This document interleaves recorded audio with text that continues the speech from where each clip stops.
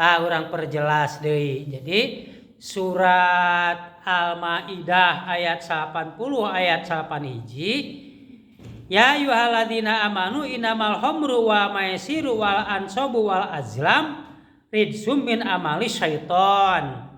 Hei sakur jamanu ariman sanyana ari minuman keras, minuman anu matak nimbulkeun mabok, oge judi, oge mere sasajen ka bangsa berhala-berhala, oge ngundi nasib, eta teh pagawean kotor, eta teh sawarehna tina pagawean setan.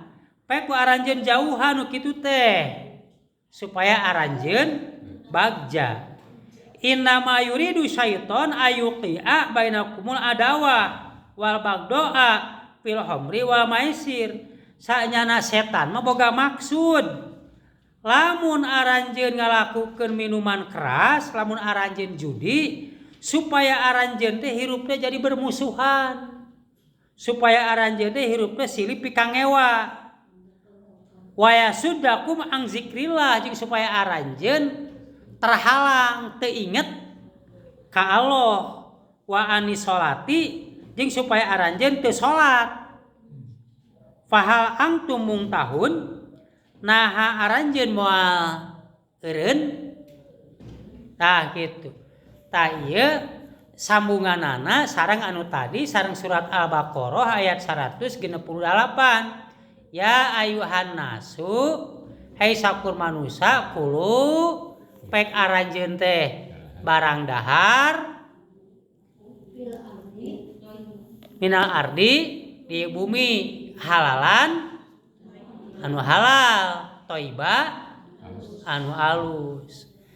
Jadi urang ku Gusti Allah diparentah teh sok barang tuang teh minum teh anu aya di ieu bumi teh anu halal hukumna jeung anu thayyib anu sae mah nyaeta anu sesuai jeung pangabutuh badan urang, aya gijina, aya vitamina gitu.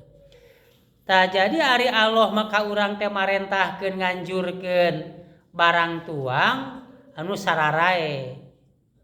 Ngan manusia sok loba anu ngarobah tina barang-barang anu geus sae. Contoh ganja. Da ganja teh sanyana mah tanaman makanan, bisa dimakan, bisa dianggo sayur gitu.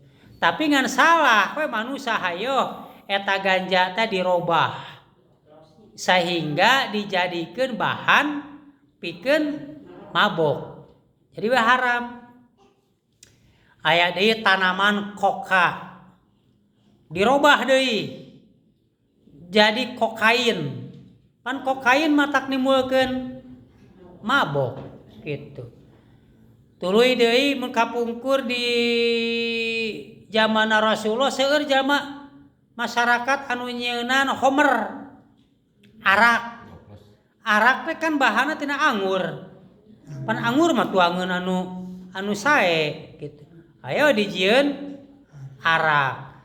Jadi tumbuhan-tumbuhan dipermentasi gitu dirobah ku zat-zat contohna anu kuragi gitu.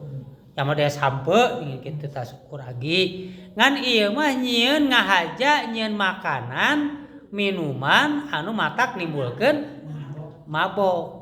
Jadi asalna alus gitunya tatangkalan alus, buah-buahan alus, aya deui tina kemang kitu teh gitu.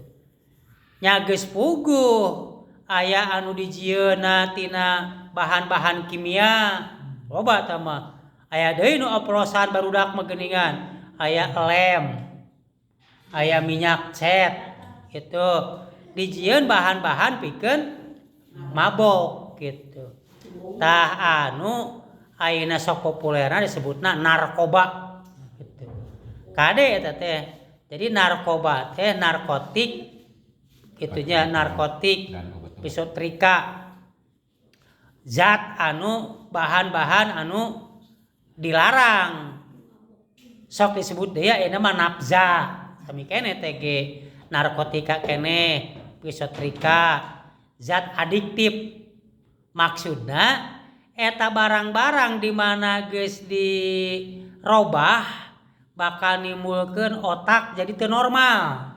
Jadi lamun bangsaning minuman keras atawa rek disuntikeun atawa mangrupakeun pel eta teh matak ngaruksak otak. Jadi si otak teh jadi teu normal. Nya kitu deui kana kejiwaan, kana jiwa jadi robah. Itu sehingga tadi contohnya di Al-Qur'an disebut lamun jalma sok minuman keras, lamun jalma sok judi, eta teh bakal nimbulkeun parasea. Jadi akibat pangaruh tina minuman keras hayang pasea we gitu. Akibat tina judi pasea gitu. Jadi moal pati-pati Allah ngalarang lamun eta teh teu matak nimbulkeun kamadorotan. Jadi bangsa minuman keras teh pan aya nu diminum, aya nu parupakeun pel, aya anu disuntikeun, aya anu diisap kitu nya. Eta sakur-sakur naon bae anu matak nimbulkeun mabok ya. Nyata narkoba atawa nafza eta teh hukumna haram gitu. Ta ieu teh geus ngaruksak manusia generasi-generasi di dunia kaasup di Indonesia. Ieu teh musuh anu pangberatna teh ieu teh. Itu narkotika, narkoba. Sabab ieu ngaruksak pisan kana otak kitu nya. Ieu nagara teh ieu ngalawanan ieu teh ngaberantas ieu teh. Hese pisan kitu nya. Itu ngaberantas barudak generasi nu diharapkeun engke keur jadi para pamimpin barudak raruksak gitu. Gitu. Tuluy aya deui tukang nangkepna, kadang-kadang manehanana nu mengkonsumsina gitu. Dijarua deui. Jadi ta ieu ruksakna bangsa teh tah gitu. Jadi urang salaku orang tua di masyarakat, salaku indung bapa, salaku tokoh di masyarakat, kamaksiatan kekeji bangsa keji teh kudu dijauhan. Sabab da perbuatan maksiat kagorengan mah di mana Gusti Allah ngadatangkeun azab jadi sararea kabawa gitu. Untuk ulah kieu ahkeun bae mangsa bodoh, maranehan rek marabok, rek maksiat, rek zina, upamana asal urang we ulah eta teh jiga bener. Padahal lain kitu nya urang ulah tapi oge urang berusaha babarengan jeung penguasa jeung para pamimpin pikeun ngaberantas eta bangsaning panyakit-panyakit bangsaning nu ngaruksak ka masyarakat, narkoba, nafza nu karitu teh. Tah kitu ieu eusina nu ku urang dibahas itu Al-Baqarah ayat 168 ayat 168 pek aranjeun barang tuang teh nu aya di ieu dunya teh anu halal hukumna. Ari halal teh aya halal zatna, halal cara ngalakna. Sabab nu haram ge aya haram zatna. Tadi tos disebatan sakur barang anu matak nimbulkeun mabok haram. Oke contohna zatna tadi hurimat alaikumul maetatu bangke. Bangke teh haram sok sanajan contohna eta hayam teh da paehna ge karek 10 menit. Da can bau, lebar, urang peuncit we. Haram anggar dituangna. Eta sapi teh duh nu gede kitu lebar. Da paehna ge karek ge setengah jam. Geus urang peuncit. Jadi mencit sapi nu geus paeh gitu. Itu haram, itu haram. Disebutna maetatu bangke. Jadi sok bangke teh lain pada geus bau. Eta teh binatang anu geus paeh kitu. Paehna lain dipencit gitu. Wadamu getih, getih nu ngocor, bari teh sok aya nu rajin geuningan sok ngadagangkeun bahkan sok disebut marus kitu nya eta teh haram teh kitu nya majar teh cenah naon teh daging ati cenah teh majar teh nya kitu marus ya haram kitu wadamu walahmul hinzir jeung daging babi mungkin ku urang geus aya nu kadahar daging babi kan urang teh apa bahwa eta teh baso teh terbuat tina daging babi. Sabloba kasus kejadian gitu. Di Jogja pan pernah aya nu kitu aya tukang baso teh payu pisan. Kitu nya payu pisan jeung hargana murah gitu. Ngan dina eta carita teh aya mahasiswa di jurusan gizi itu nuang naha ita rasana teh beda cenah kenyal teh itu gitu. Tuluy si bagian basona dibawa ka laboratorium ka kampusna diteliti oh nya seratna ge mah lain serat sapi gitu. Tuluy manehana nyoba ngintip gitu. Tuluy kapanggih aya gudang mawa nu atahna gitu. Kita ge susulumputan dibawa nu atahna bener eta teh daging babi. Jadi geus ribuan jelema nu ngadaharna oge. Bahkan eta si perusahaan baso teh erek meunang piagam penghargaan di pamarentah kulantaran geus bisa ngamajukeun daerah gitu. Tapi ternyata eta mahasiswa berani nalika eta keur diumumkeun naik ka panggung. Yen ieu dagingna teh daging babi tah ieu buktina. Gitu. Jadi mungkin loba nu ngadagangkeun daging babi kitu ka daerah urang oge ngan urang teu apa. Kitu. Nyakeun eta mudahan Gusti Allah ngahampura mudah-mudahan eta mah urang teu apa kitu nya. Walahmul hinzir daging babi rek dagingna rek kulitna rek minyakna kitu nya.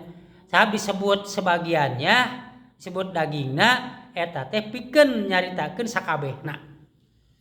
Wa ma uhilla li ghairillah jeung anu dipencit nyamat lain jenengan Allah mun bari eta mah di zamanna masihkeun aya rasul loba jalma anu kaum musyrikin mun darek mun pepencitan teh nyamatna teh bismi uzza. Uhilla digorowokeun. Uhilla teh digorowokeun. Bismi uzza atawa bismi lata gitu. Tah eta teh dagingna nu sesana teh haram.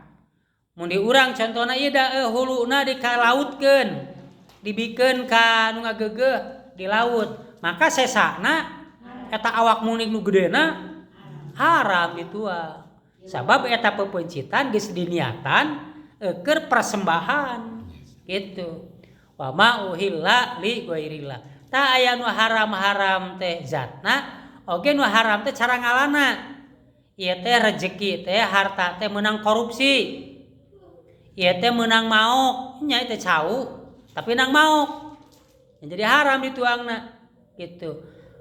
Harta meunang korupsi, meunang maok, hasil meunang nipu, hasil meunang renten, eta teh dituangna teh haram.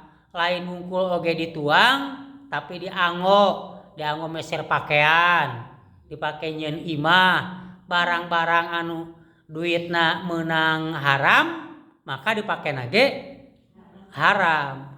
Tah urang teh kudu ngajauhan tina hal-hal diharamkeun, bo haram zatna, bo haram cara ngalana. Tapi urang mah kudu barang tuang leueut make eta teh kudu nu halalan thayyibah anu halal tur sae.